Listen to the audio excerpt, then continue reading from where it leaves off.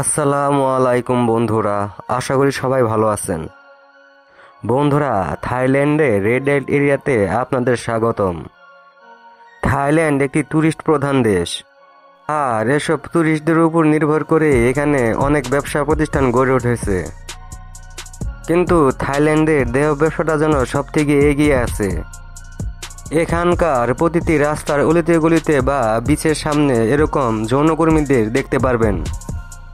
এরা ট্যুরিস্টদের দেখলে টানাটানি শুরু করে দেয় রুমে নিয়ে যাওয়ার জন্য।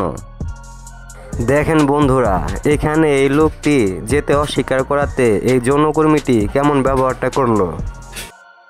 থাইল্যান্ডে এসে দিনে এবং রাতে সবসময় রাস্তার উপরে এমন যৌনকর্মীদের দেখতে পারবেন।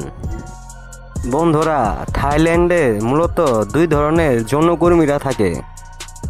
একদল যৌনকর্মীরা হলো থাইল্যান্ডের সুন্দরী নারীরা, আর আরেক দল যৌনকর্মীদের লেডি বয় বলে থাকে। লেডি বয় বলতে সাধারণত বোঝায় সুন্দরী হিজড়াদেরকে। আর এরা হিজড়া হলেও এদের দেখতে একদম সুন্দরী নারীদের মতোই দেখা যায়।